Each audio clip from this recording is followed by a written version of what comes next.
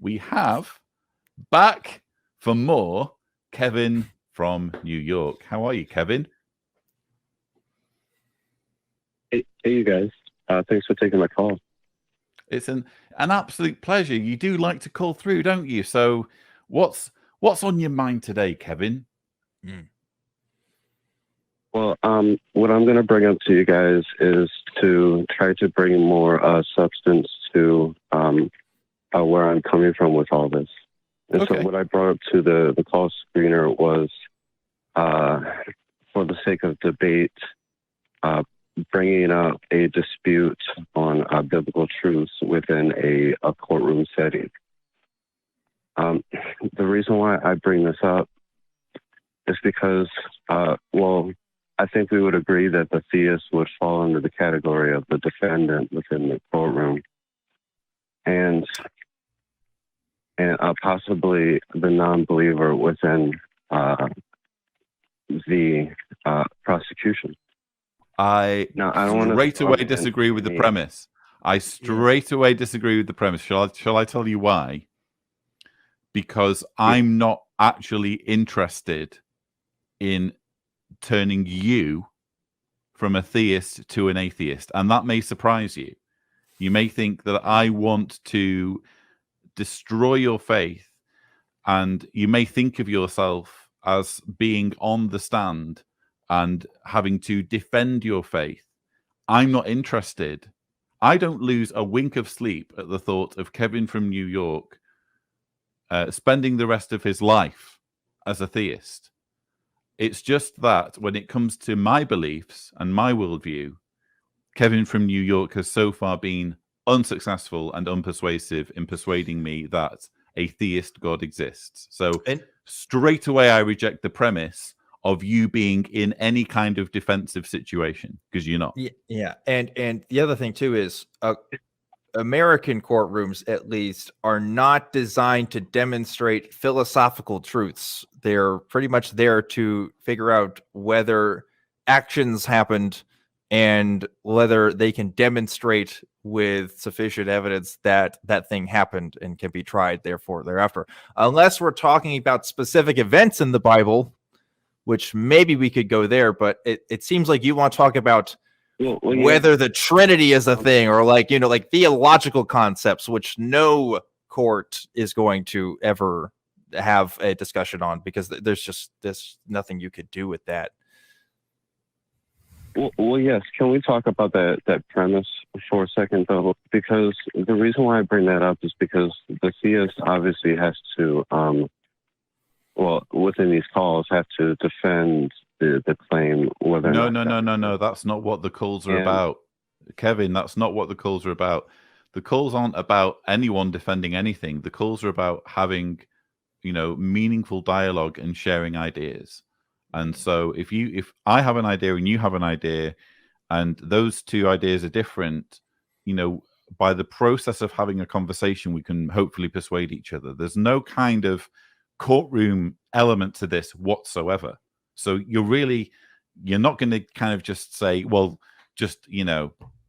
Lloyd, on this, because I don't have to. I don't have to go with you on this. I hear exactly what you're saying, but can you not agree?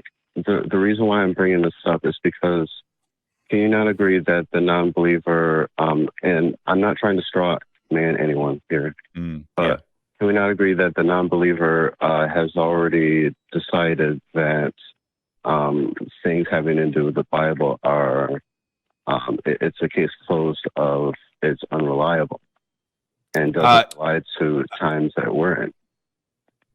That is a reason a non-believer might come to the conclusion, but people don't believe for good and bad reasons, in my opinion. So that would be a straw man. If you're not asking us directly why we don't believe, then you could, for example, say, I assume everything in the Bible to be true, but I don't like the God that is described in the Bible. I think he's a bit of a character, and on that basis, I'm just going to question the whole concept and assume there must be a better explanation, and in the meantime adopt a position of non-belief. You could do that, for example. Okay. Well, when you do that, I guess you could say that I'm sorry. It's okay. Where take I was your time going with this is that I'm sorry. I was just saying, take your time. I appreciate the fact that you're trying to communicate perhaps complicated ideas, and I'm here for you. I genuinely want us to be able to move forward, because I know we've hit something of an impasse on different calls, and I'm kind of hoping this is the call that books the trend. So what have you got? I know that you said that you reject this premise, but where I was going with all this is that in modern day, say for example, the Bible has no place. And could you repeat that, because your phone just glitched a little bit in my ear? Could you just repeat what you just said? In a say for an argument, in a secular society, the Bible has no place. And the reason why I brought up courtroom setting is because, for the sake of the Bible, it would have already reached the status of being condemned or unreliable. But where I'm going with all this is that even in the case of a condemned criminal, say for example, there exists there's no statute of limitations, in the sense that any new evidence can be used as a basis for an acquittal. And this new evidence that I'm talking about are apocryphal books, which have to be included with biblical stories. Okay, so now we're going a little bit down the rabbit hole, and if you could just allow me to kind of point to the elephant in the room, that there is a massive difference in how we deal with criminal law and jail time for convicted criminals, and how we treat books that claim to be something that they're not, once it's established that they're something they're not. So you can't just you've made a huge assumption there, which I cannot go with. Mm-hmm. And we don't need judges for that. In fact, we already have people with specific descriptions who decide what actually happened and what didn't, and those are historians. So they have their own historical methodologies to determine which sources are more reliable, what we can determine to be true or false about history, or what we can determine to certain degrees of certainty. Because a lot of history is kind of up in the air with things. There's a lot of things that people assume that we don't have the best evidence for. I will give that to a Christian who points that out any day. But if we're talking about the specific claim, specifically in the life of Jesus, let alone the rest of the Bible and what it has to say about floods and gardens and everything else, I would say that the evidence there is not reliable, and that a reasonable person should not believe that the events to be totally true. Are there some events depicted in the Bible that are true? Yeah, I mean, sure, but did a man rise from the dead 2,000 years ago to cleanse the sins of humanity? I don't think so. Not based on what I've seen. Well, that's just it. This new evidence, which is included within the apocryphal text.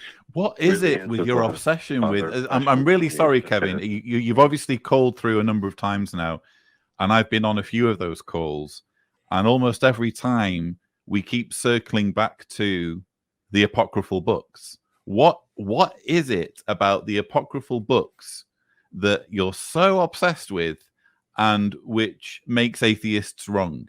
Yeah, if anything, I would say the apocryphal books actually adds against as to evidence of facts of the Bible, because a lot of the apocryphal books, how man-made the whole process of the Bible's compilation is. Man-made, but also, if we're talking about the acts of the different apostles, if you're talking about like Acts of John, Acts of Peter, and stuff like that, like they have some out there stuff that's different from what books in the Bible actually say happened. But also, even the apocryphal Gospels also have different times about conversations about what Jesus did in his own life. So there's already contradictions in there. If anything, it makes the narrative even less reliable. So I don't even know how we could use them as evidence to show that these things did happen if they're saying all kinds of different things. You've picked a really interesting hill to die on. Lloyd, you had asked me what is it about these apocryphal books that make atheists wrong. It's not just that.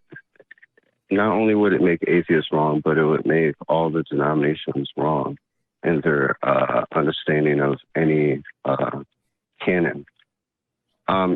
Because it's simply, these books serve as new evidence, simply. They're not really new evidence, though, are they? They've been there all the time. They've just been ignored because they're not as credible, or they're not considered to be as credible as the canonical Bible books.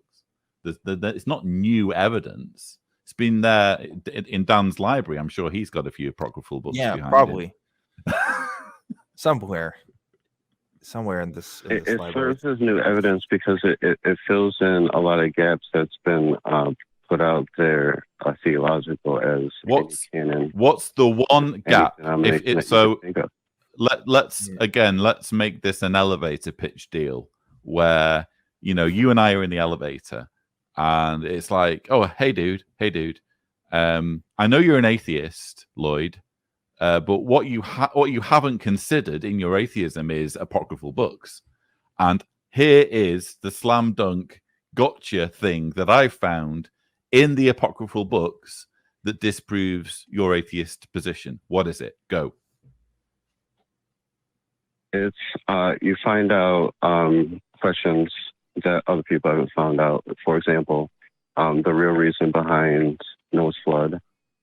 Second, you find out where Jesus was during the 3 days between his death on the cross. I'm not sure you heard my question. And what he was doing. I'm not sure you heard my question because you're not answering it. What's the thing? What you've done is you've listed some things that you found interesting in the apocryphal books from the viewpoint of a theist. Again, we're in the elevator, clock's ticking. Oh, yeah, you're an atheist. Okay, what you should know is there's this thing in the apocryphal books that proves the existence of God. Go. Well, simply because we all understand that Jesus was supposedly God, the spokesperson. No, we don't. Yeah. And so he sums all of this up. No, we don't. He sums up with a simple prophecy. I'm trying to be honest here. This is where I'm coming from. If I can just explain it. I don't doubt your honesty, and I'm pretty sure I know where you're coming from, but I don't think you're interested in persuading me or Dan.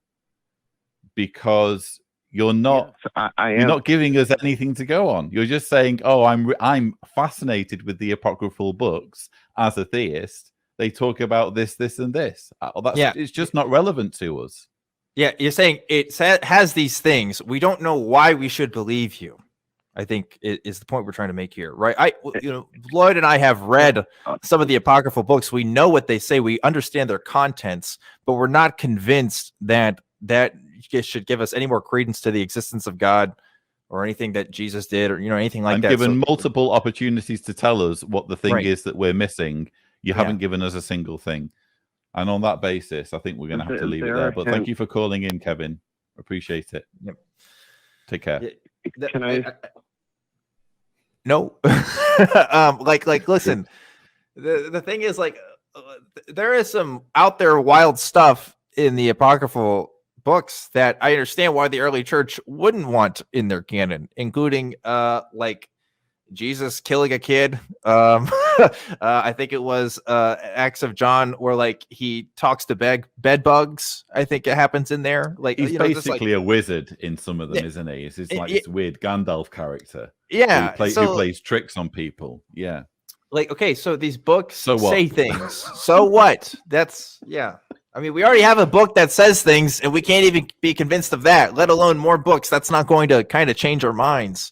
It's a little bit like saying, okay, I take your position that you think that the original Star Wars trilogy is fictitious, but wait until you see the prequels. That will prove everything. It just doesn't get you there at all.